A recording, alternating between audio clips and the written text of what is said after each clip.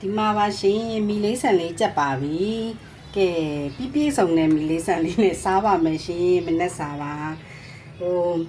အမြဲတမ်းတော့လေဒီလိုမျိုး ready made တွေကိုချက်မစားပါဘူးရှင်ကိုတိုင်းမဲ့ကိုကလည်းကိုဟိုချက်တယ်ပေါ့နော်ငါးလေးစီတက်ပြီးတော့ဆန်မုံလေးပါလေးနဲ့ချက်ပါတယ်ရှင်ဒါပေမဲ့အလုပ်များတဲ့နေ့ဆိုရင်တော့ဒီလိုလေးမီလေးဆန်လေးလိုမျိုးဟာမျိုးလေးဝဲပြီးတော့ချက်စားလိုက်ရင်တော့အပြင်မှာဝယ်စားရတဲ့ပို့ပြီးတော့တက်တာပါတယ်ကောင်းကောင်းလေးစားရပါတယ်ရှင်ဒီမှာပါမိုးပွဲလေးပြင်ပြီးသွားပါပြီရှင်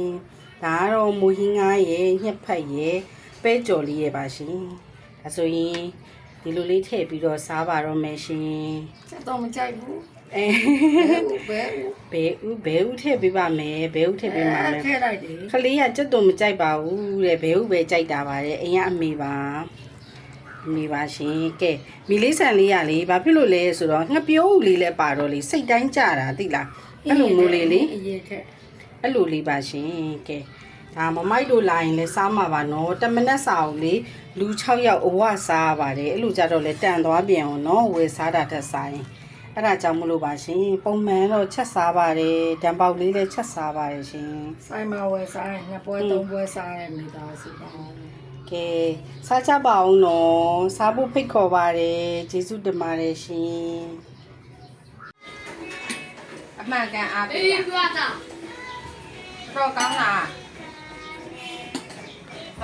တားရင်တော့တောင်းမအောင်ဒါပါတဲ့မီလေးဆန်အနှစ်ထုတ်တော့ကောင်းနေတော့ရန်ကုန်ပါစက်နဲ့ဆိုကွက်တီပဲ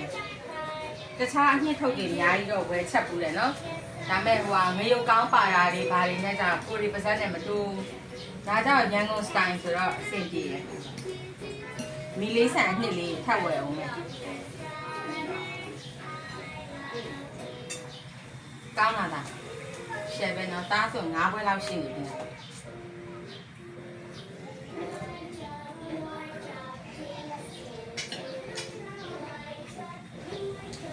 တမီးကငါပေါ်လုံးနေရလားစားဖို့ရေးကို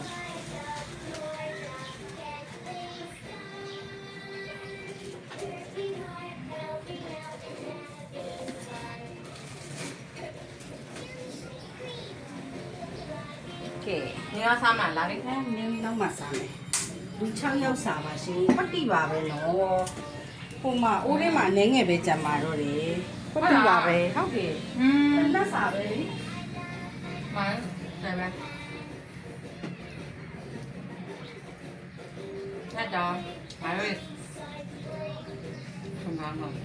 သူများတွေကလည်းအရေးကိုနည်းနည်းပဲထည့်ပြီးမုတ်ဖက်တွေကိုအများကြီးထည့်တယ်ပြီးတော့